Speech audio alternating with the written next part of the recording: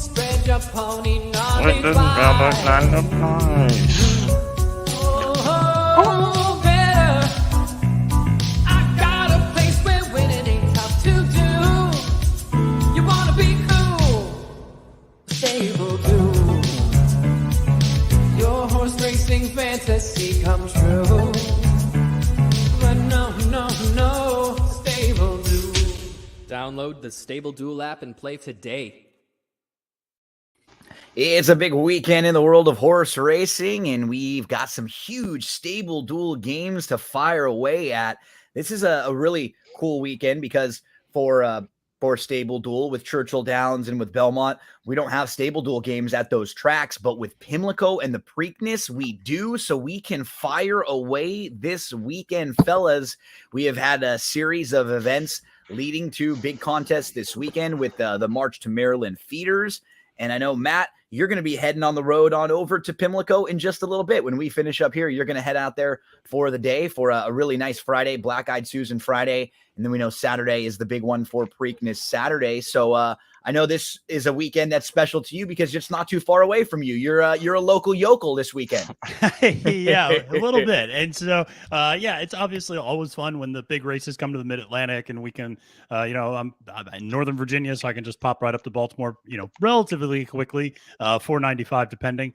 But yeah, it's going to be a lot of fun. It's going to be hot out there today. It's going to be even hotter out there tomorrow. And that's something, honestly, just from like a handicapping standpoint, to pay attention to. Maybe, just make sure to watch on TV. Like, look if these horses look lathered up later in the day. Look if they, look a little hot and bothered. And that could be maybe a telling sign if a horse is, spent too much energy early and is, getting washed out. So I know Barry has experience down in Florida.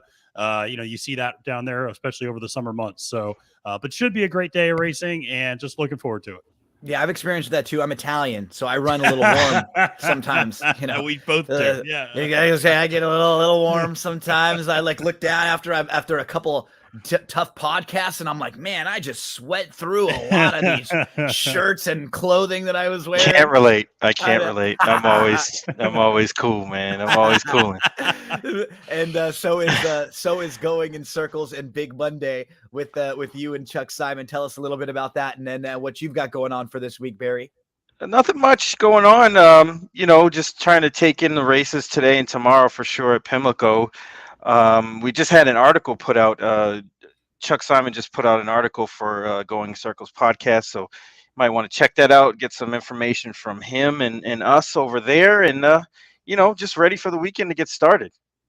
Well, let's do it. Right now, we're going to jump into Friday Pimlico. We're going to talk about Saturday Pimlico. Now, there are other contests this weekend, Matt, but these are the ones, right, that are the big ones, like we said, for Stable Duel. A lot of focus has been put this weekend on these two, but I know your dad's going to be getting involved in the free game at Gulfstream. You already told us. Of course. Yeah, no, he shakes me down for PPs every week, and he's just, retiree, just like, oh, you need to hook me up. So, but he's also excited this Saturday, free contest on Preakness Day at Pimlico. So, it's the $100 contest with a $15,000 payout. So if you want to go for big money, go for it. But if you're just starting out, if you're a casual fan and you just want to play for free, see what the Stable Duel thing's all about, and you maybe know a little bit about the big day at the Preakness. Yeah, you probably handicapped the Pimlico card, right? Yeah, absolutely. You've at least looked at some of those races, so you got a feel for it. Dive on in tomorrow on Saturday because there's a free ride. If you want to play today, you've got a $50 game at Pimlico. I've already locked my entry in there. There's a $4 game. Gulfstream has a double up and then a free ride. Santa Anita has a game. Woodbine has a game if those tracks are more your flavor. And then for Saturday, you've got Pimlico with that $100 game, a $15,000 entry, $15,000 prizes for the $100 entry. It's a free ride at Pimlico. Also, Gulfstream with a couple different options and Santa Anita. So that's for Saturday, and for Sunday, our focus is going to be over at Pimlico. And so for me on Friday for Pimlico, the plays I like best are sort of towards the back half of the card. Does anybody have anything early on that they really like today? I actually kind of like a horse in race 1, which is Sure. always a Oh, dangerous oh, proposition. Beautiful. And just to Uh, remember for everyone that's watching right now, keep in mind these post times are a little bit early this weekend. So if you're going to get your stable duel lineups in Mhm. or you want to play race 1 at Pimlico, it's at 11:30 a.m. Eastern time, 8:30 a.m. Pacific time. You've got yourself an hour and a half, not even, to get involved. So Maddie, how are we going to get this card started? Yeah, I like the horse Prince Pere in this spot, which is I believe the number 10 horse. But now of course my computer's locked up. But da, da, da, da, da. Is it the number 10 horse? Where is No. it? Oh no, the 6 horse. I'm sorry. There we go. Prince. The Yeah. number 6 horse. So it's going off at 10-1. That's why I had 10 in my head. So this horse is going off at 10-1 for $1,000. This horse is 3 for 3 hitting the board on the turf at Pimlico, is coming second back from a layoff. And I think one of the things we talk about sometimes is, how trainers do second off a layoff. It's also important to look at how horses do second off a layoff.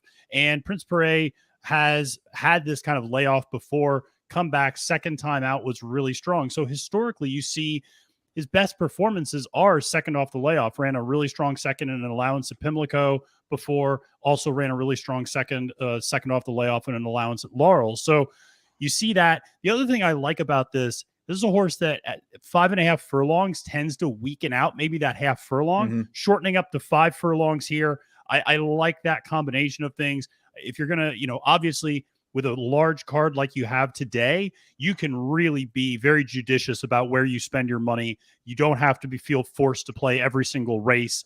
You can Absolutely. really spread out. But that doesn't mean you can just pick favorites in every race either. No. You still have to find value. And I think Prince Pere at $1,000 is a really good value. The speed figures are right there. I would expect to see another bump, just like you've seen in the past with him. Second time coming back from the layoff, the speed figures always go up. So I would expect to see a nice performance out of Prince Pere in race 1. For those of you who might just be hanging out with us today, and maybe you haven't popped in all the time, there's a lot of really good horse racing shows out there with great content that give you analysis, selections, and stuff. The one thing that I've learned through the years is for if you want to have any type of show, you always want to try to have something a little bit different or a little bit unique or something that maybe makes your content feel a little different. And that with this show, we're always going to be giving you big prices. We're always going to have some fun here. And we're going to take swings. Like that's going to be the point. We'll dive into the past performances. We're lucky to be able to use the DRF and show you if we need to take a look at a replay or a chart. And because I love DRF and that's the past performances that I use. So anytime we handicap. And so there are weekends like this, there's lots of different great shows and lots of different great stuff around. And when you hang out with us, know that we're always going to be trying to give you really, really big prices. We're always going to have a little bit of fun, and you're probably going to hear me sing once or twice throughout the show. At least. So, yeah, I was going to say. And maybe it's a Trisha Yearwood song. I was going to say. I don't know. Oh, Little how do foreshadowing. I Little foreshadowing. We'll be talking. I wouldn't watch Con Air after we talked about that the other day. I wouldn't threw that on in the background when I was doing some of my handicapping. So we continue along for Friday. And as we're up to Friday, Barry, where do you go on Friday for some plays? My first one's at race 3. Okay, let's jump on over there then for Friday race number 3, and tell us who you're looking at in this one, Barry. Yeah, this is a first level allowance race for 58,000. I landed on number 8, Undercover Kitty, who's 12-1 on the morning line. It's just weird how they kind of came up with this morning line, because some of the horses like the 10, who's 7-2 on the line, looks okay. I guess they got the right number there, but you get the 6 in Royne, who has a decent run back in November 2021, but it's his only win on the turf, coming in off a so-so effort and got placed up through a DQ.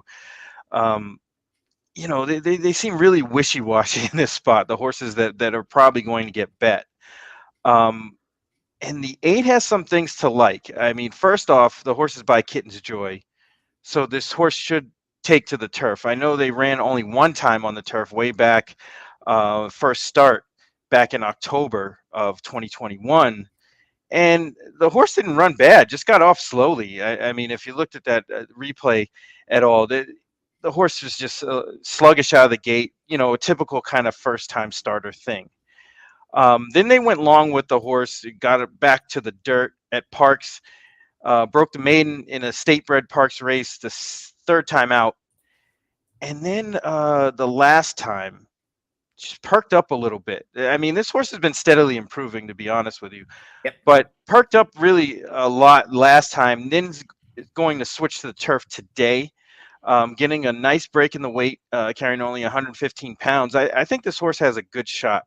And the form might not be, on turf like everyone else's, but this horse has certainly a lot of upside. Maybe we'll get the 12-1. I think the horse will probably get bet a little bit. You're right. just It's on a pedigree. weird race. Yeah, it's really strange. The morning lines are, I don't know if they're off, but yeah, there's something with a couple of them that just seem a little washy. So I mean, I can't trust a horse like King Vega, second time Right. off the layoff off a race that, he's probably set to win. yeah. Grand Motion is good off layoffs like this, but I can take a shot against this horse in this race for sure. Mm-hmm. No. Okay, so that's race number 3 as we continue along. And as I mentioned, Matt, I'm not going to really have my best plays until I go 10, 11, 12, I think, for mine on Friday. So you fellas along the way leading there. Anything else earlier on that you really like, Matt? No, I have some plays in the race 10 as well. So in Okay. 12 Man, and 13. am I the only so- one that likes to hit him hard early? Yeah, Yeah. you're the only one that's I hitting actually them hard. didn't- Yeah, I actually didn't mind Royne in race 3 at 8-1. I just think it's not like Barry. You're right. Like, it's not overwhelming horse, but at 8-1, I mean, for $3,000 on Stable Duel, just feels like an okay type Yeah, of play. definitely. You're looking. Yeah. So, and gets Definitely. Irad aboard. So, yeah, that was. You're right. That was a weird race. I just Mhm. yeah, I'm still like That's wrapping my that's head why we around got to that throw one downfield. I know. Yeah, you do. This You is really do. exactly. This is a race where I'm fine with a couple different options. Like you said, I'm fine. Like, I like your play there, Barry. Undercover Kitty. I like Kidder. Artistic Endeavor I would be okay with that one too at 6-1 right next door. There are a lot of Stable Duel type horses where you wouldn't have to spend up past your average in this race. So this is a good race to attack. Also, where else do you want to attack a little earlier on the card, Barry? Race 5. Okay. Race 5. So we'll go 5 furlongs on the turf course here. Who we're looking at? We're looking at number 9, Papal Law. Oh, I like this horse too, but I was going to See? hold it back. Oh. Okay. Yeah, don't hold back, man. Let him go. Let him go. Yeah. Don't Um, hold back. Yeah, I think this horse is kind of coming. This is a good spot for this horse. Has run some races that would beat this field a lot of the time. This is another really, really competitive race that I think the favorites you can kind of stay away from. They're not that great in this spot. Coop tries harder. It's been okay. He's 4-1 on the line, but I think that's a little bit too short on a horse like that. Like what you see is just pure speed, and I think there's a lot of speed in here, which sets it up really, really favorably for Papal Law.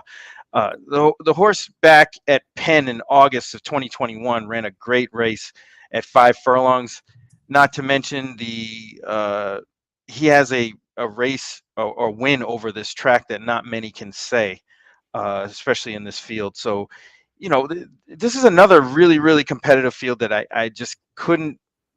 I didn't think the favorites were the way to go. Nope. The turf sprints are kind of free for alls. One bad step and you're out, especially when you're a speed horse, and there's plenty of it in this race. Yep. I like this one too. Papal Law here for Barry, 10-1 on the morning line. So in Stable Duel will only cost you $1,000 to use. And these are the type of horses where one horse like this in a pick 4 or pick 5 changes everything for you. And what's nice is that when you are playing horses like this repeatedly, you only have to hit 1 or 2 of them for the whole day to make That's money. it. That's it. That's And, in stable duel, obviously, we got to pick up points in other spots. But if you're betting pick fours, pick fives, if you're betting horses like this to win, you have one horse that's 6 or 7 to 1, and that's good. That's good for all day. When you're playing horses that are 5 to 2, 2 to 1, 8 to 5 over and over again, you have to hit like half of the time in order just to make money and keep yourself alive. And so I think, I try to reiterate on big days and stuff like this, what my approach is as a handicapper. And I think a lot of the times the approach, it really doesn't matter if you win or lose. It doesn't matter if you're picking winners or losers. What matters the most is your approach, because I could tell you right away, if someone's only giving out or picking horses that are 3 to 1 or under, they're not going to be a long-term winner. You just can't. The numbers don't add up with the takeout and how difficult it is and all the variables. So you have to be taking big swings. And that's what, on a show like this, some weekends I look back and I'm like, wow, we had 8 horses that were like 10 to 1 or, like throughout the weekend. Right. And as far as the stable duel goes, I mean, how many times that we didn't have winners that finished second or third, that fourth, even fourth. I mean, in stable duel, that's still pretty good points at 20 to 1. 15 exactly. to 1. Those are the type of horses that you get in your exacta try supers also that spice things up for you. So you'll hear us talking about it like a broken record. We're always going to be preaching price. We're in the no chalk zone here with our buddy Barry Spears. The other thing I'll mention about Papal Law, because I actually had notes on this horse. The thing I like also, getting an apprentice jock, so getting a 7-pound weight allowance. And if you look, the last 2 times he's won with an apprentice jock, actually, and getting a weight allowance, which is kind of an interesting angle to look at. It's one of those, it's like, can you get some of that weight off me up there, please? Yeah, just like whatever's up there, it's just a little too much. 5 to 7 pounds. This would be great. But this horse also, I like that they're bringing him back in a sprint, because he goes sprints and routes and he kind of alternates a lot. And so I like bringing him back in a sprint because he's going to have fresh legs. He's going to want to run, and going routing, I think, would just not be great. Yeah. So I like this spot. Yeah. He seems like he's better going shorter. Yeah. It's like when I used to take Milo around on my shoulders when he was young. Now I put him on there for about 2 seconds and I'm like, oh man, my neck's hurting. My back is a couple extra pounds on there. That's how it feels. As we continue on through that Friday card over at Pimlico. So Matt, do you have anything coming up in the next few, or anything? I'm in 10. Yeah, so, I'm in 10 as well. Yep. Okay. Barry, anything more before that? 7. Let's Love get it. there. Let's 7. get to race number 7. Tell us about who you like in 7th heaven. Yeah, we're going big today. I'm going with number 4, American de Oro. And this is definitely a race you want to target now, because there's a lot of scratches in here. So your horse Really, I didn't see the scratches. There's at least a couple down towards the inside, the 2 and the 3, both who would have taken a little bit of money mandate and honor the fleet. And then Nathan Detroit also out of this one. So, you're going to have 3 or 4 horses out. So the money will shorten up a little bit. So this is definitely a good race to attack. Tell us why we're looking at American de Oro. Yeah, I think this horse is this is what this horse wants to do. Steady work tab since March, came back April 23rd in a sprint. Really isn't this horse's bag. I know he broke the maiden back on in August last year at 5 furlongs, but maidens are kinds of races that some horses they're just better than others, and they can kind of do what they please. If they're gonna win, they're gonna win. Doesn't even matter. So a lot of the times I like to disregard those, especially after they'd run a little bit, because this horse is as honest as it gets. I mean, if you look after this horse switched to the turf, I mean, he's right there every time, other than the last race, which looks like this was the spot all along. At 12 to 1, in comparison to everybody else in this field, this horse is going to be strong. And this was the last race that we see from this horse. They drew the rail, sprinting, coming off the bench, and you're no step chance. slow. Yeah, and now you're done. They didn't even want anything. No, exactly. Like this, the whole point of this race was a total prep. Like they're take back, stay out of trouble, don't get like stuck and hurt, but just take back and then just pick up some pieces late. Right. And this was like a harness race to get you set up for the next week. Exactly. And just finish strong, and we'll be ready for the next one to get the money, and that's what they're going to do today. Yep. I like this play a lot, quite a bit, especially with those scratches. You get off the rail a little bit, you stretch back out. It's a pattern play. It's an Absolutely. you can see what they're doing here. And what ends up happening in horse racing a lot of the times is like we talk it out, and that's what's great about talking about the races with your friends and talking the process out, because too often people will look down at a race and then just kind of quickly like dismiss it and be like, the horse didn't run very well. Well, if you just took a few extra seconds, you'd notice that there were a few months in between races when the horse left was running long, and that's where he was good. When he came back, he's short, and that's probably a prep race. Just like you said, you just got to sort of talk it out and understand the pattern, understand the intentions. Sometimes, remember, every horse is not in every race trying to 100% win that race. It sounds bad saying it, right? They wouldn't mind if they did win on accident. It's not like they're trying not to win, but they aren't in necessarily with the intentions of go as hard as we can, win this race 100%. It's just like horses prepping during Derby season, right? What's good for them in January or February is probably not great down the line. So you don't see horses go all out to win preps or bit asked for every little bit out of them, because you want to have a little something more down the line. I think we're going to find a little something more today from American Dioro. One other thing is this horse is I think the only horse in the field with a win at Pimlico on the turf. Yeah. And it's a tricky turf course because it's not flat. Mm-hmm. It's weird because in the middle of the stretch, I mean, maybe it's the camera angle, but it looks like they slightly go uphill a little bit. Mm-hmm. To a little got a little plateau. Kentucky Downs action. Yeah, too, a little almost, bit, right? Yeah. slightly. Yeah. But and he's getting the same rider he got when he won at Pimlico too. So Danny Centeno's my man, so he should be all set here. Yeah. Good stuff in race number 7 from the Sniper. So the major stakes portion of the card really starts in race number 8 today, over at Pimlico.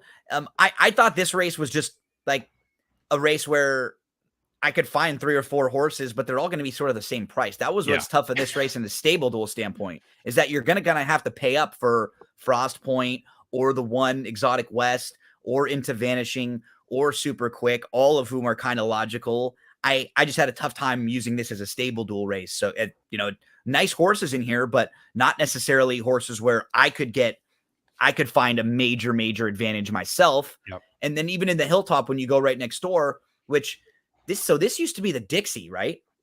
I think this race was the Dixie, and it was run right before, and they've changed it a lot over the last couple of years with the schedule. Black Eyed Susan, Pimlico Special have all flipped a little bit.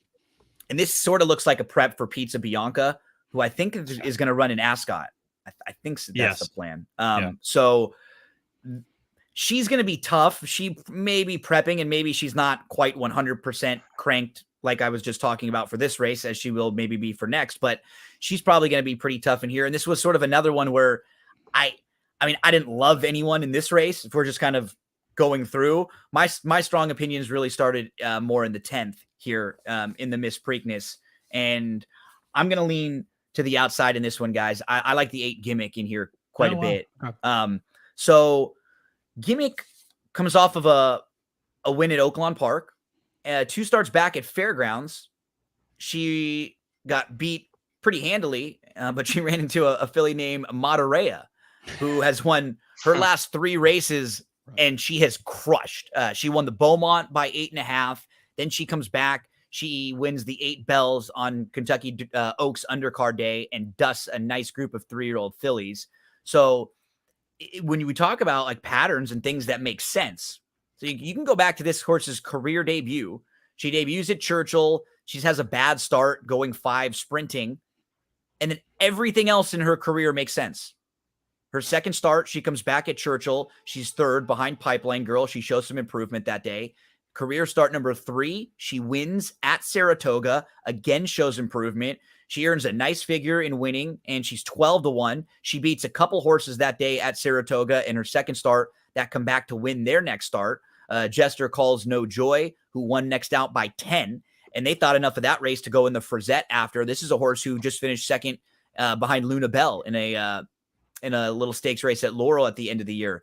The third place finisher, Knowing Glance, came out of that race to win one of those high level $150,000 maiden claimers at Churchill, and then won a non-2 at Keeneland at 3-1. So won back-to-back starts out of that race. And Midnight Stroll was actually in that race. Midnight Stroll has recently won 2 in a row. She's going to be running a little bit later on the card in a tough spot. So now you just start going through like every race that Gimmick has run.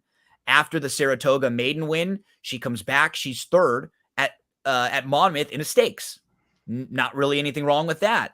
She is sent to the bench. She's gone from September to February. When she shows back up in February, she has to deal with Matarea, who runs them off their feet. And then in her second start off the bench, she wins. She's sort of handled aggressively in a race where they probably just think she's the best horse, and she draws the rail, so they really go. I don't think she's got to go. Like, I think with the outside draw, she can sit fine. And now there's a couple scratches in here. One, Under the Stars is out. That's the 8-5 morning line favorite. So she's going to take some money. But in Stable Duel, this is great. She's probably going to be 5-1, maybe even less. With that scratch, and now in a field of 6 versus 8, what that also means is she's not going to be hooked that wide. You know, she won't be 4 or 5 wide now because the field is just smaller. I think she sits a really nice trip, you know, in like the 3 path out here. Gimmick, Asmussen, Gaffleone team up, third start off the long layup. Gimme Gimmick. Also another piggyback point. So many things that are cool with the DRF formulator. Like, we just took a look at the race replay for Barry's horse that we liked, and we saw how the horse, you know, didn't have a very good beginning. We just took a look at the chart and we could see what was going on with Matarea there. And when you look at the pedigree, you can tell that Quick Flip was the dam of this one, who was a 3-time winner, a little stakes winner here. But Gimmick is also a half sibling to a horse named Following Sea, who was third in the Breeders' Cup Sprint and who was a Grade 2 winner, won the Vosburg last year and was second in the Cigar Mile. So a little bit of class. Now all of a sudden I check all those boxes I'm looking at with this horse. It's like, wow, this horse has a pedigree that they can be a little bit better, a nice little pedigree. They've proven it on the track, legitimate excuses for the poor performances, speed, but she can sit a little bit. And in Stable Duel, I know this is a great play. I know she's going to be bet down, and we're going to probably be getting a 5-1 shot or a 4-1 shot that we only paid $1,000 for. I like the number 8 Gimmick in the Miss Preakness today. And I think, Matt, you said you might have had one in here too, right? Yeah, and I think with the scratch of Under the Stars, Happy Soul is going to take a ton of money. And I mean, it's bizarre to say an $8,500 horse in a Stable Duel is a deal, but I mean, I wouldn't be surprised if Happy Soul goes off at like close to even money. So in a way, you are getting a little bit of a deal if you want to play chalk here. Right. The Wesley Ward sprinter, who's very good, but I think this really now opens things up to attack underneath. Barry's point, you don't necessarily need to get a winner in this race, but now it's really opened up underneath in the second, third slot. So you can really spend a lot less and get a lot of positive points in Stable Duel. And so the horse I'm going to go with is a local horse, but La Casa de Oro, the 4, who's 8-1. Yeah, the Brittany Russell horse.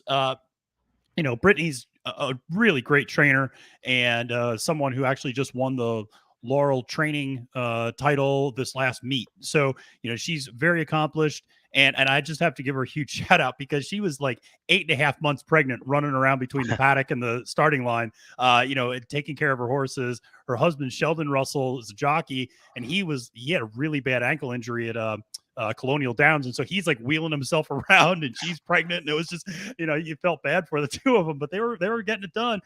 But this is a horse that really came out and, broke its maiden last time out. I think really unlocked things. Used to be in the Clement barn, came to Brittany's barn, and just really showed a lot last time out. Has really good speed, both on the front end and closing. And so I think this is a horse that I think it's just peaking and ascending. And we talk a lot. These are the types of horses I like. And these are the types of horses you can typically get a really good price on because they've not run their best race yet. And if you just look at past performance, you go, well, maybe they're a step below where everybody else is. But I think this race shapes up nicely for La Casa de Oro. I like Brittany a lot in this spot, and it got Toledo on the board. And so I think this is a pretty logical choice here.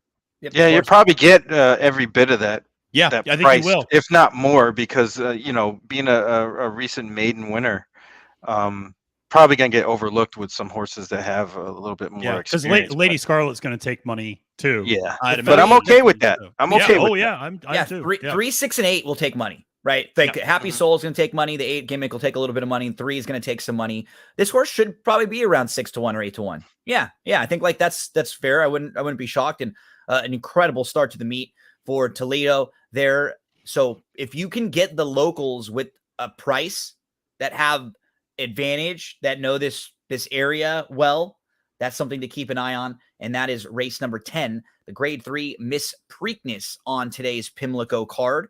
We can just move right on next door, and we'll go through races 11, 12, and then up to the 13th for the Black Eyed Susan. So race number 11 is the very one. It's a 5 furlong turf sprint. Normally, I stay away from these types of races, but I actually have a pretty strong opinion here to the outside. I like Adelaide Miss a little bit in this spot. And we can talk a little bit about Adelaide Miss here. So she's 10-1. And first off, in stable duel, that's nice. She's only going to cost us $1,000 to use in our lineup.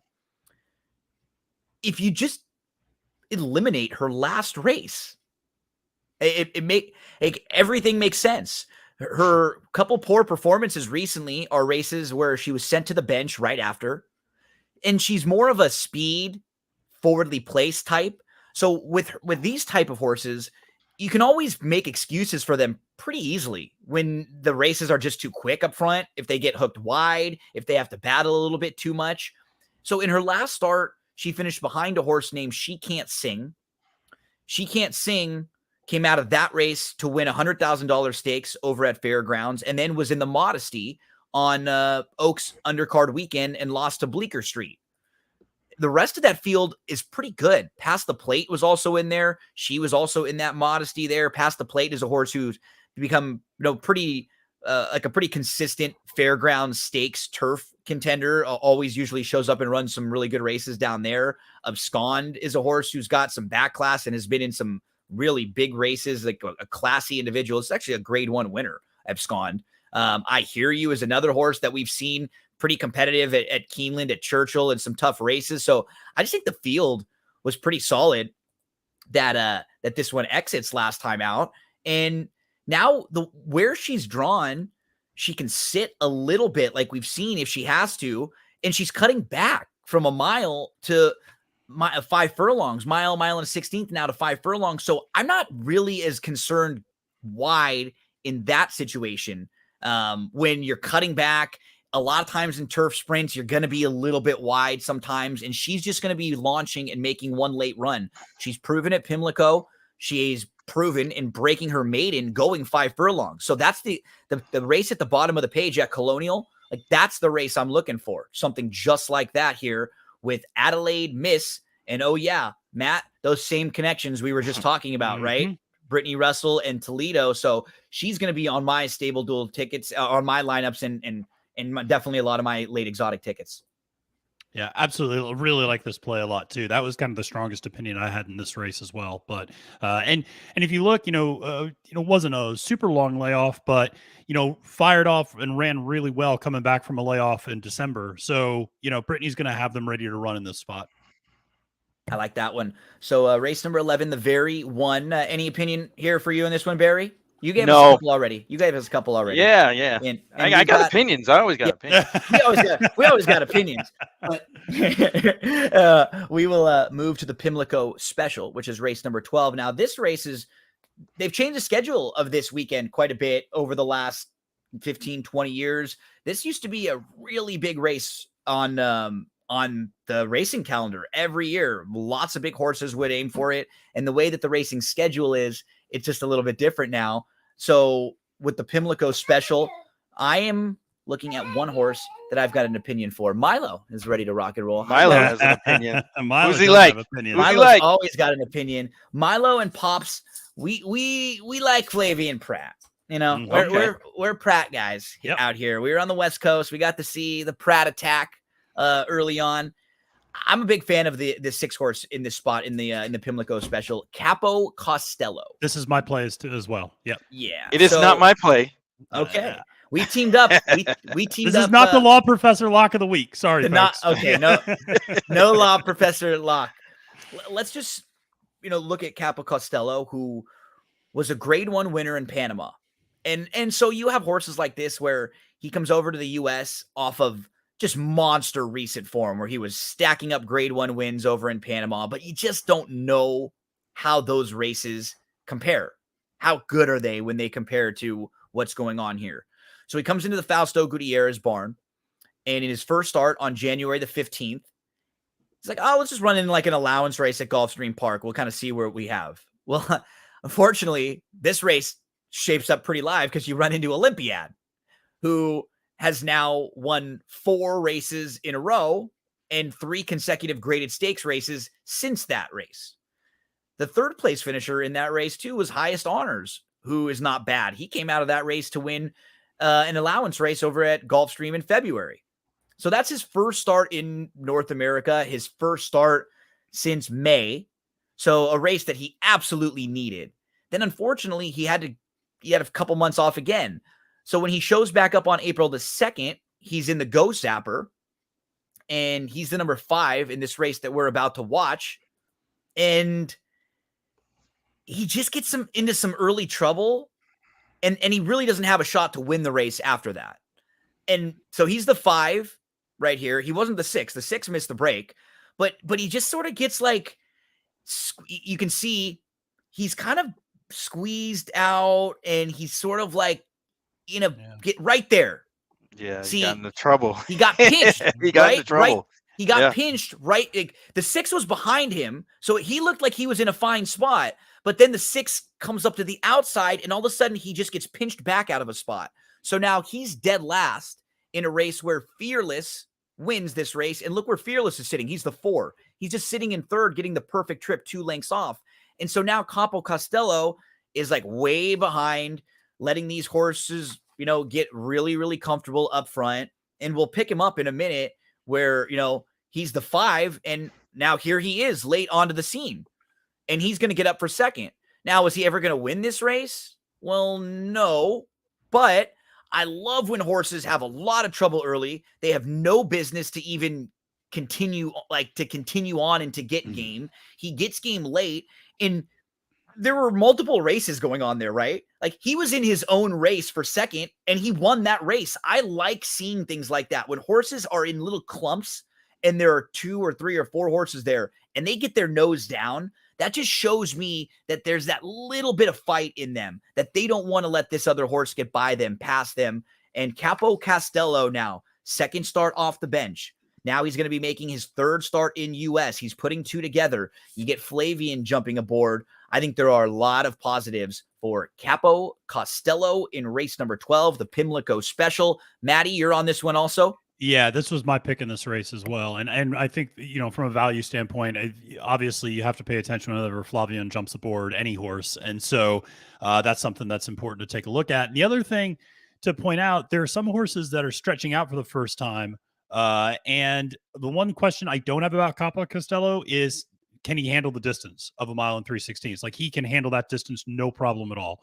So I think I wouldn't be surprised if some horses fatigue, and I think he's the kind of the right type of horse. And we've seen Flavian give this type of ride way too many times on the dirt, where he will sit mid-pack or a little further back and then weave his way through and kind of nail people late. So I just think that the jockey and the horse kind of match up nicely here. I think the race shapes up nicely for Capo Costello, and for $3,000 in the stable duel, I think it's a really nice play. Yep.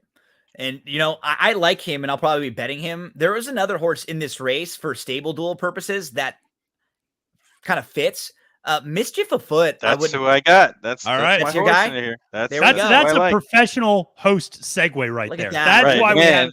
That's why we pay That's- Barry or Gino the big bucks. That's going to say, let's keep those checks coming in, fellas. Barry, tell us a little bit of what's afoot with the 10. This horse, on paper, like this race really should be won by the number 1 horse, Vindictive. But I don't think it's all that simple. That horse may end up winning, but I tell you what, the 10, Mischief Afoot, has some races to go back to that can easily win this race. Yep. Especially since I think this horse is going to be a little bit closer than he's normally been the last few times. I think he's coming into form. in particular, the March 12th race at Tampa.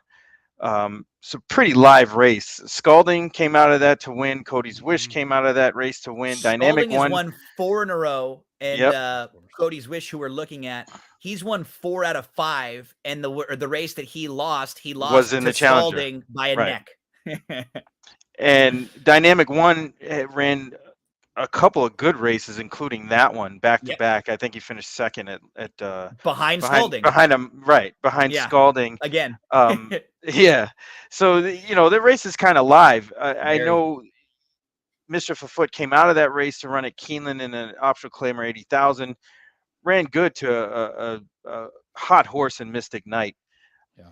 So I just think this horse merits a bigger chance than the 12-1 odds. In Stable Duel, he's obviously going to be a key play because you're not going to have to spend too much on him.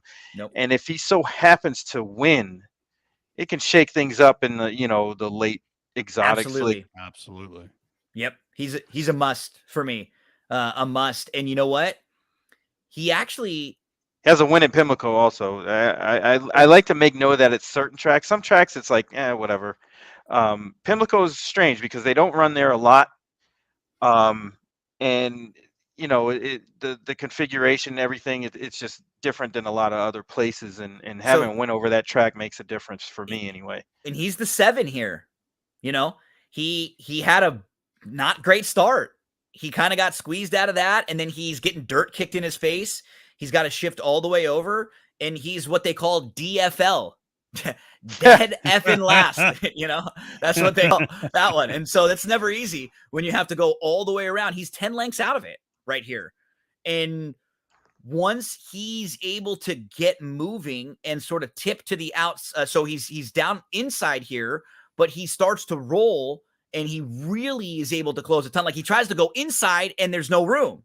Like that's one of those sneaky things too that people, I think, don't realize sometimes. You move, then you move again. You move again. So he went inside the first time, sort of got stopped. Then he had to get that momentum rolling again. Now the momentum is rolling. You can't let it get it stopped again. So now you got to go all the way to the outside. And then you're angling out widest around. And this horse really started to move and pick up pieces late. That is Mischief Afoot, who's going to get up for second in this one. That's Barry's play in the Pimlico Special today. In what, only $750 at 12-1 in Stable Duel? Yeah, price. Not bad at all. So while we're talking about Friday, we got to take a look at the Black Eyed Susan. We did a fantasy horse racing draft. We've done our second one this year where we included for the Black Eyed Susan with the Preakness. For the Kentucky Derby, we didn't have to do that because we had a big enough field. But in this particular race, from a Stable Duel standpoint, this is a cool race because there are a lot of horses that are like playable at Stable Duel prices or worth including in your lineups. I know Barry, I think Barry and me both like the same horse in here. And Barry, you ended up getting this horse in our fantasy draft, the number 12 Favor. Is that the horse who you like in here too? Oh yeah, absolutely. Yeah, I like her too from a betting standpoint. And from Stable Duel, she's only 3-1. She ran really well behind Echo Zulu and Hidden Connection last time out. And those fillies are probably just a little bit better than her and maybe just a little ahead of her at the time. Yeah, getting away from those two horses is making all the difference here. Yeah. This is kind of like not the second string, but I'd say like 1A. Yeah. Basically, because you're not getting those same horses that ran, at Churchill on Oaks Day. And the ones that didn't make the race for whatever reason, like Adair Manor could have easily ran in the Kentucky Oaks. But yeah, I just think Favor's in the right spot here. Absolutely. On the improve, going long, just seems like this is what this horse wants to do. I agree. She should sit a really nice trip from out there. Favor is going to be the play for me and for Barry. Matt, I know one of your favorites, Luna Bell. You're going to get the chance to fill up your camera and your memory cards on all of your devices today, taking pictures of Luna Bell. Tell us a little bit about the filly that you like. Yeah, I do like her. I actually didn't end up picking her to win, but she's a horse I just have a lot of respect for her. She's a local horse. She's a Maryland bred. She's won 5 consecutive stakes races. She's just done everything right. And interesting, I think part of the reason I like this horse so much is because the very first time I ever talked to Sniper was when we previewed Maryland Millions Day, and we talked about Luna Bell Yes, in we that did. preview. Look at that. And so I think I just remember I have that memory kind of. It's of like an talking about it with you. anniversary. It Yeah. is in a way, Yeah. yeah. So, but it is, but she's the clear class of the Mid-Atlantic 3-year-old crop of fillies. And, she has that very kind of somewhat similar to Kathleen O running style of kind of sitting back and then making a run. She really has leveraged that long straightaway at Laurel to her advantage. I mean, that's where she really starts to unfurl her stride. I do like her in this race because I think there's going to be a fair amount of speed up front between Adair Manor, between Beguine, between Missy Greer. So she is somebody, I think she's going to hit the board. I think she's going to run well. I actually ended up going with Distinctly Possible right next door as my top pick. And so that was the Chad Brown horse that is very lightly raced, but I think is very classy. And I just think this is a horse that stepped up and ran in the second in the Darley Alcibiades last year and finished second to Juju's Map. Didn't break her maiden because she ran second to Gerrymander, who's another really good horse, really good filly. And then, goes on the bench for 6 months, comes back, runs in a big maiden special weight, wins that with ease with Irad aboard. Irad stays aboard here. I just think this race shapes up nicely for her in that she's going to sit behind a lot of early speed, and she should sit like that kind of third, that like fourth or fifth spot in this race. And so she's not going to have a ton of room to make up. She's not going to have a ton of ground to make up late, but I think she's going to like the distance, and I think she's going to do well there. And that race that she lost to Juju's Map came back on Oaks undercard day and was awesome. She won by 4+ and earned a nice figure in doing so. The fifth place finisher in this race was Dreamlith, who came out of this race to win the Goldenrod. And Sequist was also in this race. Sequist was your former first out winner and a horse who was grade 1 placed. You've also got Matarea, who was in here, who came back to win those 3 races in a row. And after the Alcibiades, second in the stakes, second behind Secret Oath, and then three consecutive wins. So Matarea's form looks even better. Penny Saver was in here. She won her next start by 10 and earned an 84 buyer speed figure at Churchill Downs. Heck, even a horse at the end like Pipeline Girl, she's got some ability, So that was a loaded group, and she's kept some top-notch company there.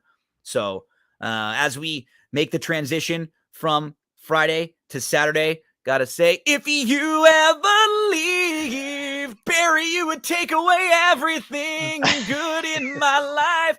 Maddie, don't you know that you're everything? I need you with me. As we move along from Miss Yearwood, I love it, to Saturday over at Pimlico. Let's dive into. Who, by the way, she's not a bad long shot play. I'm just going to say that she's actually not a bad horse. Because she can run all day. The thing she can. The thing with any long shot is you want to have like solid reasoning, and with her, there are definitely versions of this race in a big field where they go really, really quick. And she's one of a few that is really running on strongly late. I like Favor. There are versions of this race where Favor gets a little bit too close up, gets hooked wide, and Favor's in trouble. And then these horses towards the outside are in a little bit of trouble because they get hooked wide. Adair Manor goes too fast early, and it just falls apart like we saw in the Derby. She can take advantage of something like that. Absolutely. And then I get to sing even more if she does. So that'd be even better. Let's head on over and talk a little bit about Saturday. Barry, give us a race that you want to dive into for Saturday, Pimlico. Race 1. Race number 1. Always going to get things started off right off the bat. Okay, tell us who we're looking at in the opener. Number 3. Okay, and Alaferis. Alaferis. Now, talk to us about Alaferis. Well, the thing about this race is the favorites here, Where Paradise Lay and Shack's Way, the 7 and 8. I'm not really sold on either of those horses in this spot. I mean, if you look at Where Paradise Lay, his lifetime record, he has 9 third-place finishes. You see in the past performances here, he just kind of clunks up and kind of finishes in the money by accident a lot. Yep. He's faced some pretty good company, but I just can't. Not at that short of a price. I mean, I can't do it. That horse will have to No. beat me every time. Me too. Same thing with Shack's Way. I mean, this horse was on the cheap, got claimed for 20,000 out of a 20,000 non-winners of 2 at Oaklawn. Comes out of that and runs in a starter allowance for 12.5 and wins big. But there's plenty of speed in here. Magic Mule might want to go. Spitball might even show a little bit of speed. But I thought Alferez has some upside here. I know the horse is a 5-year-old, is only run 5 times, but you see the races, prior to the break in 2020, and they weren't any good. This horse came back just a totally different animal and ran well first time out in 2 years in that 7 furlong maiden special weight. And like I was saying earlier, sometimes you're just better. Yep. And I think that's what happened there. But the second race is the key because that horse ran pretty good in a race that probably was a little bit out of his scope. And on the slop. And in the slop, which is the double whammy, at a lower price. But I think this horse is going to get disregarded. Strange things kind of happen early on cards on big days at times, and you might not see another long shot for the rest of the day. But I think this one, merits a good opportunity here, a good chance, because I definitely don't like the favorites. Yeah, Aliferous, 12-1, another horse that'll only cost you $750 in your stable duel lineup. So as we are going through the card, Matt, anything in the early portion for you? Again, for me, I'm late. I'm going to be in like the later part of the card. So if anyone has anything prior to race number 8 that they want to jump into. Yeah, and so I also have the second race actually. And so, get that early daily double from Barry to Matt. Exactly. And so I like the number 7 here, Sugar Ray 2, who I just had to double check, did scratch in today's race because he was entered in one of the stakes races. And so he scratched out. So he'll be running tomorrow. 8-1 on the morning line, going to cost you $3,000 in stable duel. I like this horse because of the way the race shapes up. There's going to be a lot of speed. Gentleman Joe, the number 3 horse, is the probably appropriate favorite. But he's going to be joined up front, and there's going to be a lot of horses pushing that early pace. And so I like a horse that's going to be able to come from behind. And so Sugar Ray 2, I think, makes a lot of sense here. He's cutting back in distance. I mean, he's run 1.5 miles, 1 mile and 3/16 before. So he's cutting back a little bit. He can do the distance. And so I like to see that, especially when there's a hot pace. So that's good to see. The other thing is he's coming back second off a brief layoff. And throughout his career, that's been a winning strategy, generally speaking. When you look, his second race off the layoff is always a significant improvement from a speed figure standpoint, as well as from just a finish standpoint.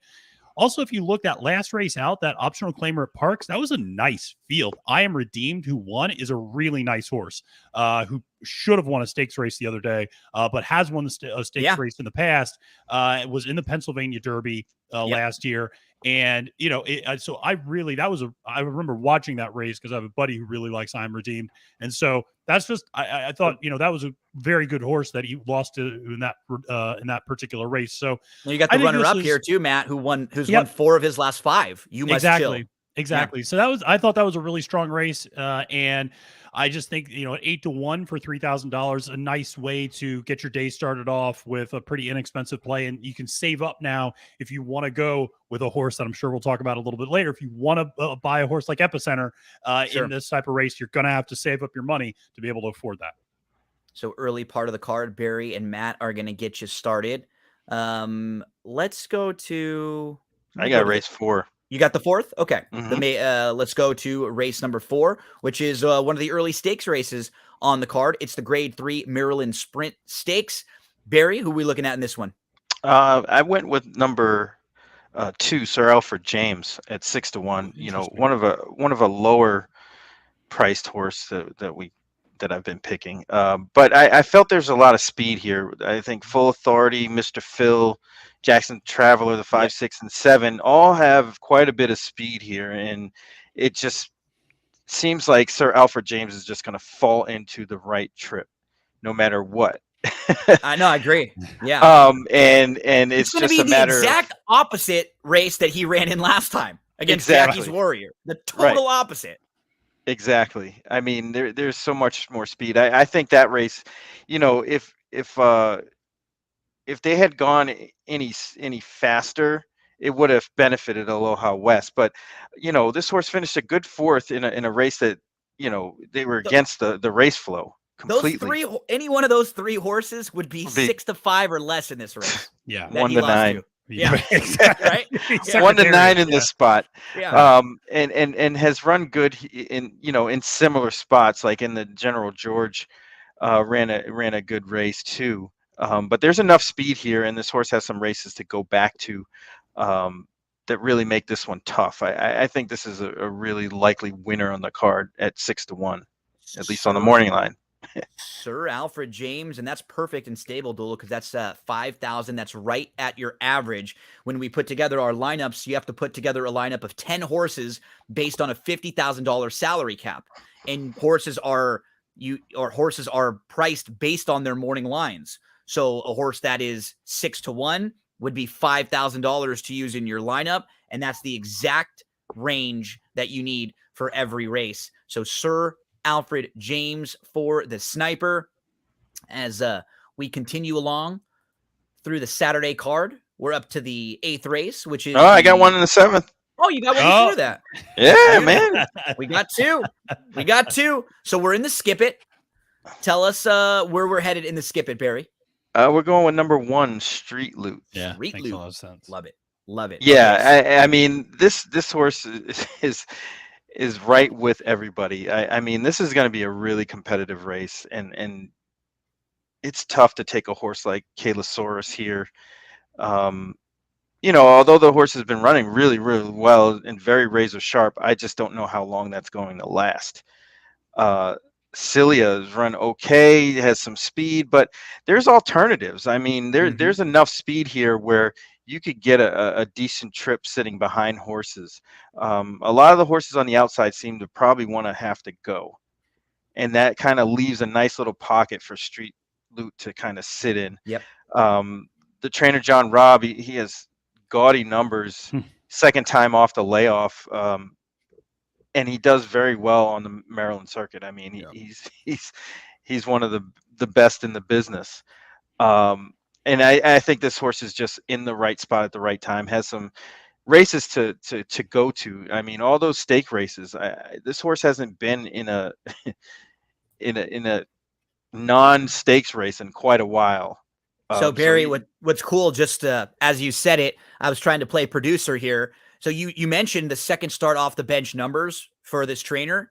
And when you go to DRF Formulator, the past performance that we're looking at, you can click customize, and then you can go to layoffs, and you can click the layoff, just like Barry said, and apply the filters.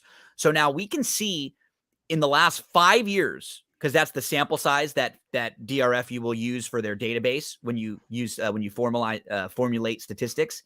The last 50 horses started, he's won with 21 of them. Second start off the bench, 42% with a $2.86 blind ROI. right, So not Matt, favorites. if I handed you $2 every day and you handed me back $2.86 every day, I'd say that's a pretty fair deal. Let's do that all the time if you're down. Wait a second. about That that? doesn't work out for me very Oh, well. okay, I don't like that. okay, I don't like the way this it works works out well for me, so I'll do that every time. Every time. I feel like in a week or two, Matt's gonna be like, "How come this 86 cents keeps adding up?" I thought I only gave Gino he asked for like a phone call, and it keeps adding up on me, man. What the heck's going on? So great numbers for this barn here, and it's really cool to be able to like pull those numbers up and look at them, and you go, "Wow, that big 40+%." Like, that's with a big sample size too. So right? Yeah, it's not 4 to 10. It's no fluke, right? No, exactly. not 10. Yeah.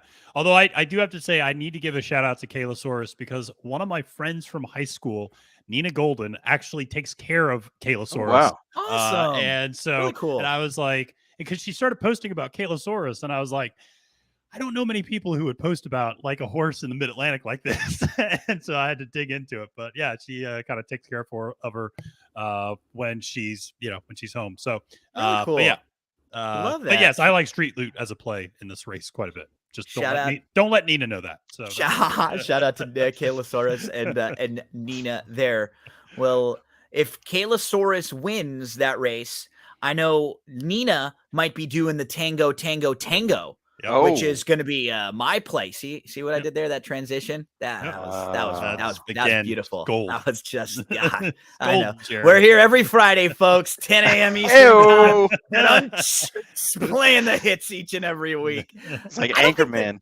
I know, right? I know. I just don't think there's that much speed in this race in the dinner party. Matt, you and I talked about none. this race on my show a little bit, right?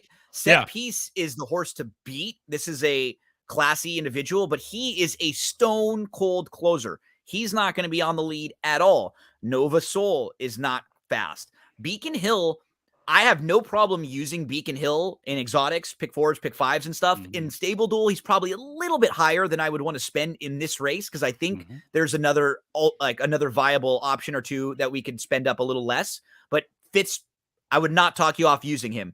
English B, fine. I think I like others a little bit better, but he's fine. I don't really have any problems with him. Atone's probably the one to beat based on the trip that he sits, but he's not, I don't think, even as quick as maybe a couple others. Nathan Detroit is not fast. I like the one who can save a lot of ground from the inside. This horse has flash speed, but can also sit a little bit. He's won his 2 starts at 4 years old. So now I've seen that he's stepped forward as a 4-year-old. If he has one more leap in his next start, that puts him right on the wire. He's got some versatility. I like the number 1, Tango, Tango, Tango. And at 10-1 in the morning line will only cost me 1,000 in Stable Duel. So I'll be dancing. That's my play in this race as well. From a Stable Duel standpoint, I like Atone a lot. Atone's a horse that we've talked about before on the show because he's typically gone off with double-digit morning line odds the last few times out, and has provided nice value as a consistent horse. But particularly 3 back where he finished second in the Grade 2 Fort Lauderdale at a pretty big price. But he's just at 5-2. I'm not going to use him here, even though I like him a lot.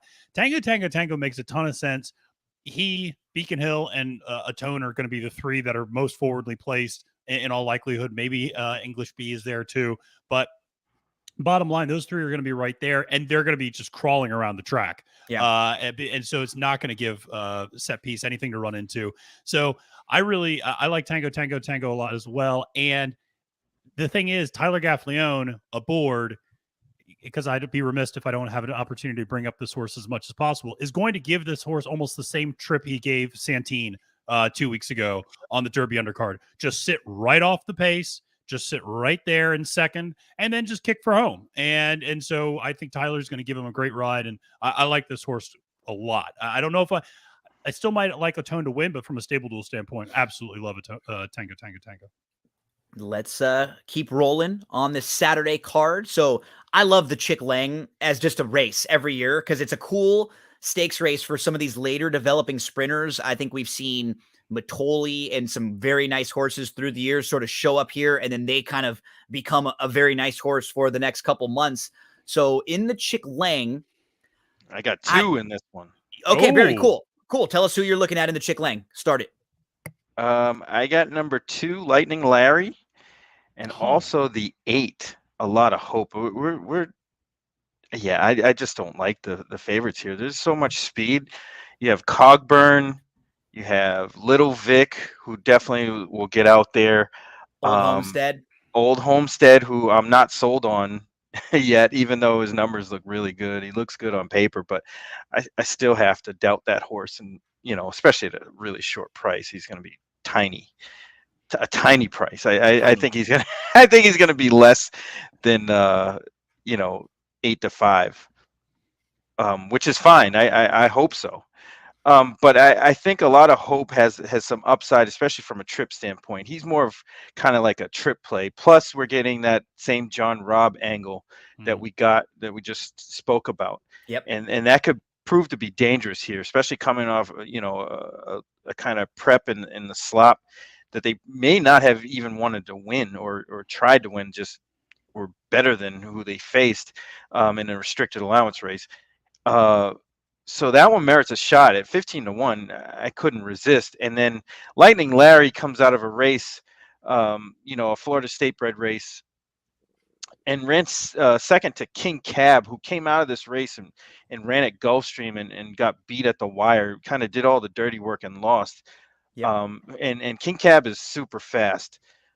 So I think this is kind of like the stalker of this group, and the closer is a lot of hope. So I want to use both of them because they're They complement. short, Yeah. right? They're gonna sit good trips, and if they really go too fast up front, a lot of hope is gonna have a ton of speed to run into, and then that one merits a good chance. And I think Lightning Larry, if they go a little bit slower than that, is going to be in the right spot too. So I couldn't separate them. I mean, you twist my arm, I'd probably play a lot of hope just because of the price, because I know that horse is not gonna get bet. Mm-hmm. I've chased him a few times, Matt. I'm gonna get sucked in one more time to chasing time. I'm doing it.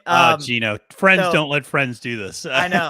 So when I can find a horse like this who makes sense to me, I liked him after his win at Oaklawn in January, and I thought he was going to be a really nice horse. And then when you look at his Rebel, he got like a great trip in that race. He was the number 8. He sat really well within sort of striking range throughout a lot of that race. He was kind of close up. He sort of just loomed up, and he just didn't have it. I think he just may not want to go that far. I think, honestly, like looking at his races now, I can kind of easily excuse the races where he's been over a mile. And I think sometimes we get deceived, like that January 14th race. Well, he won going a mile. So what are you saying, Gino? You're telling me he doesn't really want to go this far, but he did. Well, he was a heavy favorite that day. He won by 7. Horses can win at distances that they're not as the best at against inferior competition. It's when they have to dig down and work that, okay, they're probably not going to be able to perform as well against top caliber, classier horses. He's getting an off the pace trip in here. As Barry mentioned, there's a lot of speed. He's cutting back to 6. He's going to be launching and making an off the pace rally. I'm going to give Chasing Time another opportunity on the turn back here. And at 12-1, I'm not gonna have to spend up on it in Stable Duel, right? So it's nice. He's 750. I feel like this is the spot where I give him one more chance. If he doesn't run well here or isn't competitive, then I go, okay, he's not as good as I thought, but I can have reasons to at least excuse some of those races going longer for Chasing Time. Yeah, it's funny. I was talking to Chuck Simon yesterday, and he gave me an example. He was like, when people think that horses can or can't go the distance, he said if you would have lined up Kelly Kipp, who he was, assistant trainer for, if you line that horse up against a bunch of horses at Canterbury, he'd probably win going a mile. Yeah. However, against grade 1 competition, he couldn't even get 7/8. No. So, it's just all relative to the competition. I mean, most horses can get the distance. They all of them can run that far for sure. No question about it. It's just against who. And that always makes the difference. And then it's on the flip side sometimes too, right? Yeah, horses absolutely. that want to go longer, if they have to work harder going faster early, they got no shot. They can't keep up early on, but they can run all day when you get them to relax and to sort of lope along. So it's all about circumstance. It's all about particular races, competition, as Barry mentioned. Shout out to Chuck, who is a year older now. Chuck had a birthday just the other day, too. Yeah, he did. Happy belated to Chuck Simon out there, Going in Circles podcast. Very sharp fella in the world of horse racing. So as we're in the Chick Lang, anything else to mention, Maddie, before we move along? No, you guys nailed the race shape. I kind of like Wheel and Spring a little bit in the spot, but I think the choices you made all make sense. And no chalk zone. So no, 4-1. I don't like the chalks there. But I agree. I mean, it's worth you want to beat Coburn and Cogburn and Old Homestead for sure. The 11th is the James W. Murphy. We always got to say. I got one in the 10th. No. The 10th is a James W. Murphy. Oh, okay. Yeah, I said it wrong. Scare me. We're here. Our buddy Joe Got to give a shout out to Joe. Just anytime we can say hi to Joe. Barry, where you want to head in here, my friend? Crabs and beer.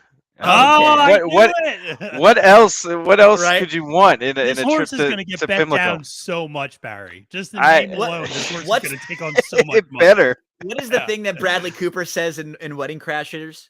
Crab Oh. cakes and football. Crab That's what we cakes and do in football, Maryland. right? This reminds me of that. Yeah. Yeah, I mean, it's kind of, this was my why not play, Mhm. because everybody's kind of battle tested. This horse is on the rise a little bit. Showed an affinity for the turf. I mean, just jumped up 20 buyer points over anything this horse has run, and I think this horse can stretch out too. I don't think that was a kind of a fluke. I think this horse can stretch out and be competitive in this field. I really don't like the 10 Joe at all. It's a weird spot. We were talking about it. He's been Yeah. on the dirt, like he's bred for the grass, but it's so funny after recent dirt success. Everybody goes to the Preakness off the Tessio or the Belmont or the Peter Pan, like one of those 3-year-old prep races to kind of see where they stack up, usually not to the turf. Right, and I was like, well, he's going to get bet off the strength of his dirt form, Yeah. Right. which at a short price I can't do. That's Yep. I'll let him beat me. Same thing with Riot House. I just don't think Riot House is battle tested enough. I know the horses run well, especially at Gulfstream coming up to Maryland. That's not always the easiest thing to do. Ready to perform. What do you do with that horse? Hasn't been out since November. I know. And it's going to be a short price. I can't do it.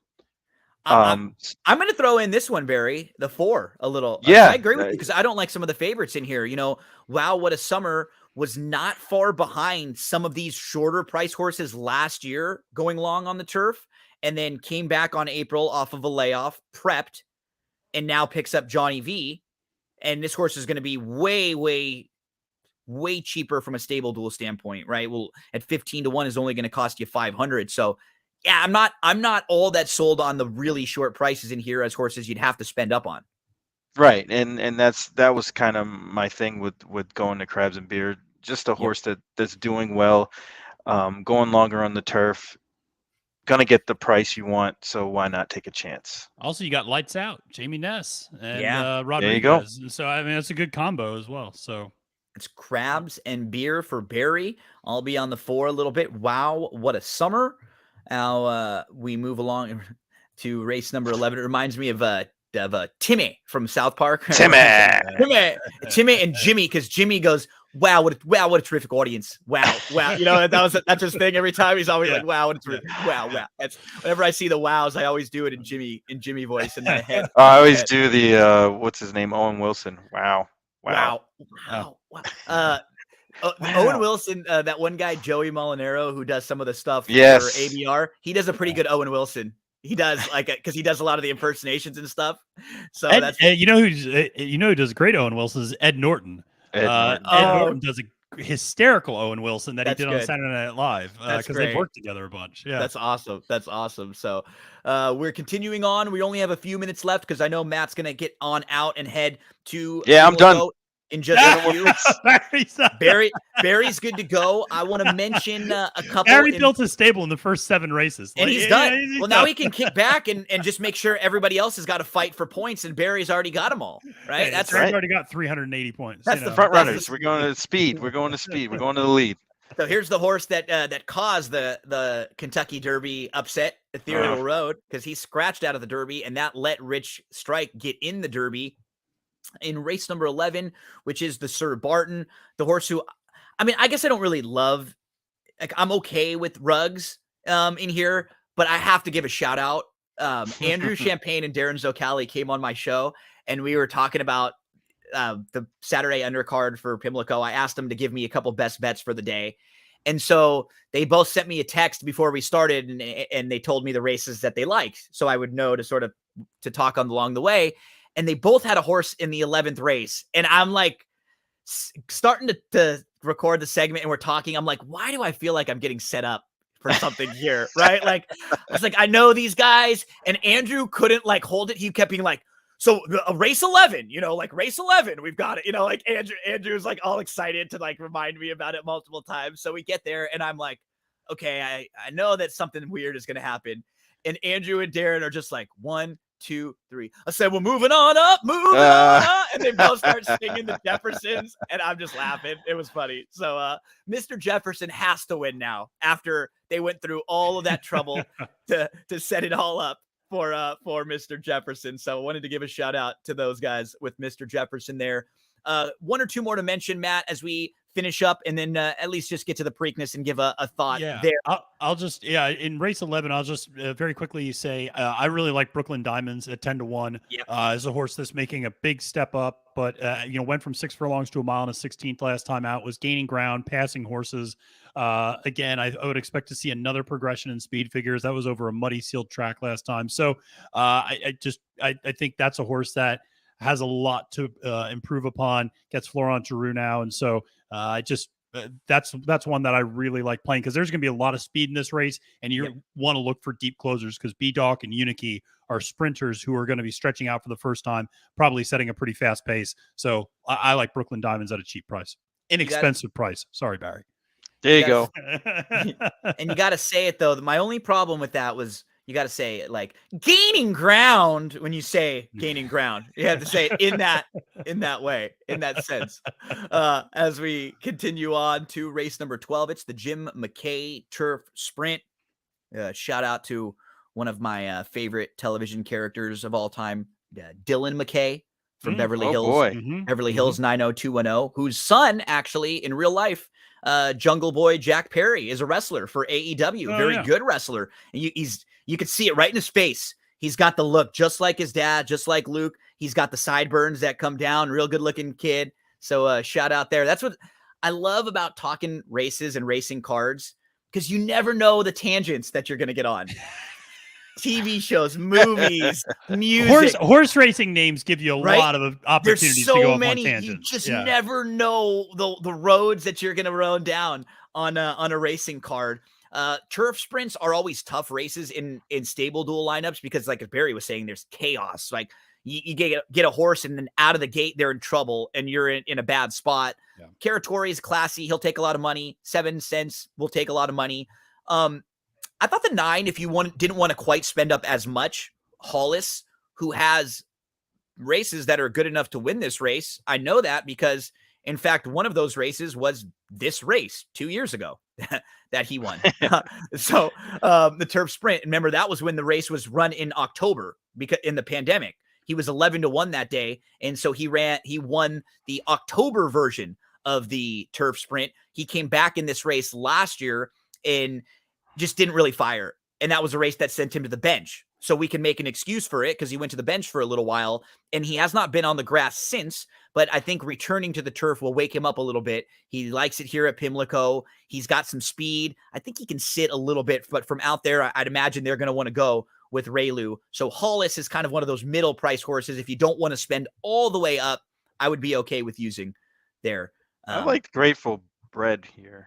Grateful Bread? Very consistent horse. Yes, then that's the only reason. That's the only reason why. Yeah. And, know exactly and what you're gonna get. He in a turf sprint. What's nice about him, he can show some speed, but what he's proven to us is like, okay, other horses go. I'm fine sitting and picking up some pieces. He can do that, and that's what you want—a horse that's got a little versatility in a turf sprint that can adapt.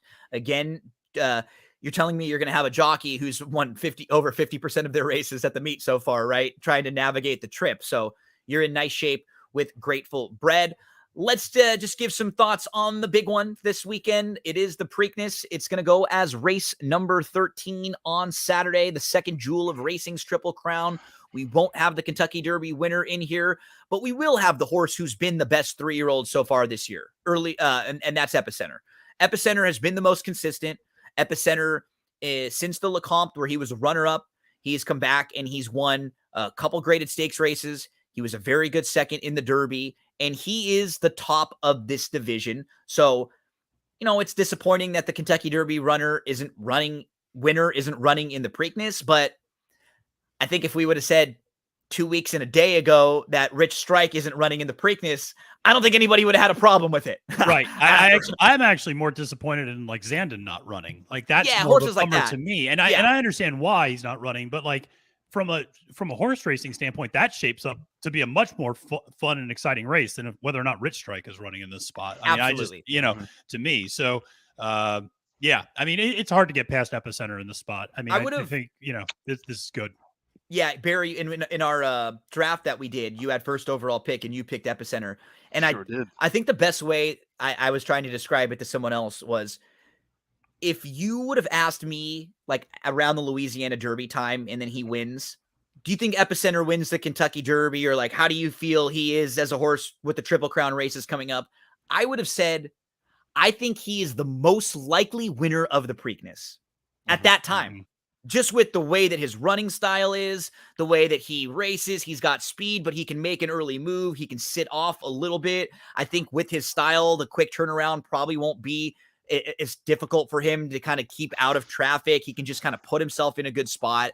And then the way this race ends up shaping up, it's not the strongest in the world. I think there are 3 or 4 horses, at least for myself, that I could completely eliminate right off the bat.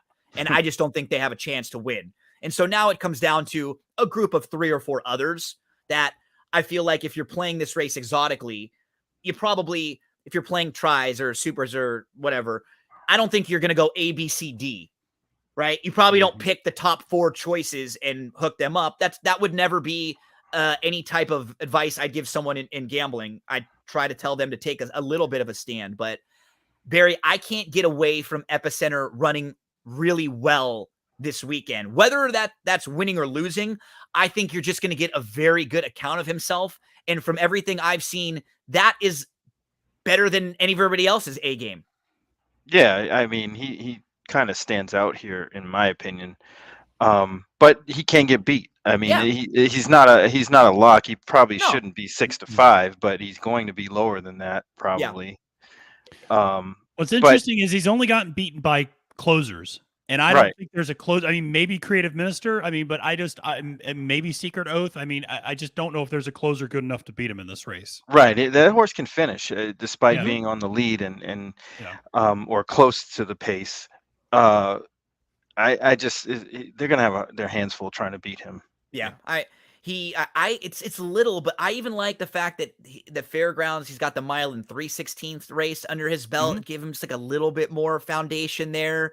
And I didn't think I was worried in the Derby immediately when he was like 5 lengths out of it. I was like, if you backed Epicenter, you're probably nervous right now. But he was fine. He was fine sitting back and then moved, respond. He's really push button. Like he's gotten better. I mean, he's grown into himself, maturing and relaxing and just getting more comfortable and starting to really agree with Joel. Like, I think he could ask him, and he's the type of horse who I think like he's got multiple gears. You can ask him for some speed, couple others go, okay, let's sit, let's re-engage, and then here, let's ask one more time and go. Like, I think you can continue to ask this horse, and he's going to give you a little bit. Other horses don't, like comparing him to Secret Oath.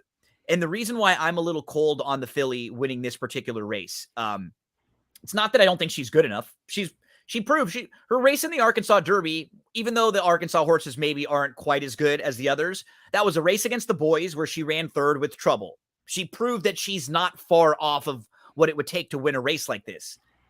I don't necessarily know if I love her running style against like the best horses in this group. Think about Rachel. Think about Swiss Skydiver, like the recent fillies who have faced the boys. They're a lot faster early than her. They just have more early speed. Like Secret Oath is a closer. She's a mid-pack to closer who is going to need things to break right for her to navigate traffic. And then she's going to have to run by and pass all the boys. It's a little different when you're out front and they got to come get you. You're Rachel, you open up 5 and you dictate the race and you run them off your feet. You're Swiss Skydiver, you're sitting right there, and then you make that early move in between horses and they can't quite go on with you. I don't know if she quite has that brilliance to compete with the boys, and she's going to be a sort of shortish price. Wasn't Swiss Skydiver like 11-1?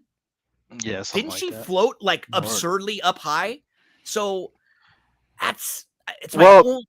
the only caveat I'll say is like a counterpoint to what you're saying is that the rest of these horses are not that good. Good. You're And absolutely that right. works in her favor 100%. because if she has to come wide and kind of go around horses, she's gonna go around those slower horses. What Like, you know, she's not going around Zandon and Mo Donegal right. and all of them, right? That is a great point. She's not trying to pass the speed horses and then have to close with the great closers too. Because like Matt was saying, she might be the real true closer in this field, Matt, or one of the better ones, right? Yeah, I think so. I mean, she's got that kick, and I mean, you saw it in the Arkansas Derby, even with a bad trip, that when she unfurls that kick, she starts picking horses off quickly. And so the bottom third of this field is very gettable, and so she's going to run well. I think I'd be shocked if she did not run really well. Yeah, the horse that I keep coming back to. And it's the horse that you ended up drafting, actually, that I drafted in the first one that I was super high on in the Derby is Simplification. Yep. I just think he makes a lot of sense. Breaking from that number one post position is kind of the opposite of the Kentucky Derby in that 3 of the last 6 winners of the Preakness have come out of that number one hole. Yep. Johnny V is going to be aggressive to get him sitting mid-pack early. He was sitting 15th in the Derby, which was the right type of ride. He got a good trip. Shape. He got a great trip from Jose. He just had to go wide, but he sat in the right. He did the right thing. They made the right tactical decision. But this horse is just so versatile, and that's what I love about him. And he's just so professional too. He just always turns in a good effort. Like he's just an honest horse, and he's got great foundation. And I could see, he's gonna give you a little bit of value at 6-1.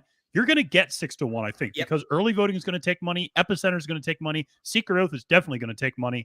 And Creative Cause is going to take, or Creative Minister, I should say, is going to take a bunch of money. So I feel like Simplification is going to hang around there at 6-1 or maybe even float up. And I like including him in exotics because I think he's going to run well and show out. Yeah, I don't know if at the end of the year or a couple years down the line, we look back and go, Simplification was the best of that group. He might be the most honest, most consistent. This feels like the race for him to run his best, biggest one and compete with these horses. Because like we said, it's not the deepest group. He's battle tested. I have no concerns with him coming back on short rest because we've seen him do it all year where he never needed a whole lot of time. He came back January to February, a month, February to March, a month, March to April, not even a month. April to May, a month again. He's never needed 5, 6, 8 weeks in between races like some of these other horses do. He feels like he's versatile. He can sit. He can make an early move. Like you said, I think he'll be a lot more forwardly placed in here. From like a win betting standpoint on this race, if you come down to the Preakness and you're just watching and you want to get a little bit of action, if he is 5-1 plus, he feels like the right horse to bet for me with what I'm looking for.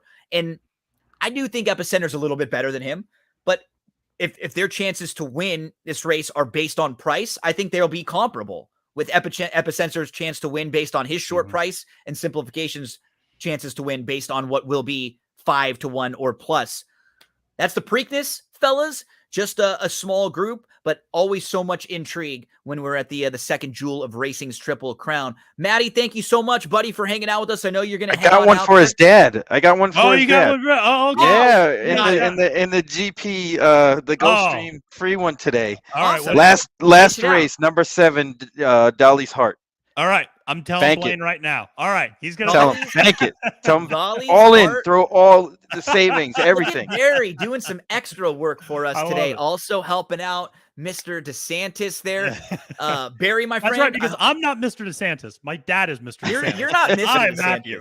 You're Matty. You're Matthew. No matter how old I get, I will always be Matthew. You're always Matthew. And Barry, buddy, thank you so much, my friend. Great work as always. I hope you have a fantastic weekend. I hope you crush it there. And make sure everyone to tune in to Big Mondays and to the Going in Circles podcast with Barry and with Chuck. Matty, this has been a fun week for you. You've had a lot of content out there, and this is sort of like home court advantage for you. So hope you have a blast. We're going to take a nap on Sunday. I know. Yeah, man. well deserved. Hangover. Well earned. Yeah, exactly. Well earned. Preakness hangover. Yeah. But thank you so much again. And folks, we'll be here with you every week, Friday morning, 10 o'clock a.m.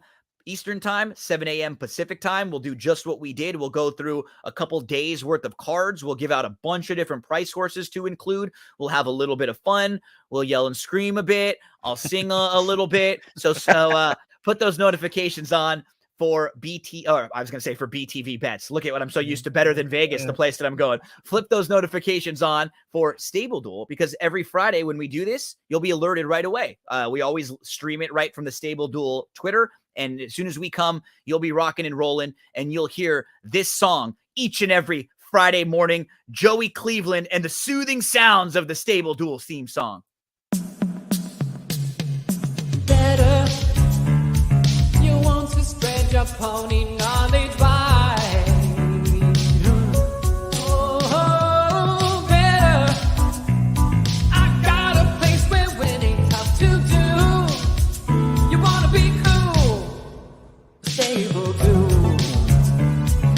Your horse racing fantasy come true.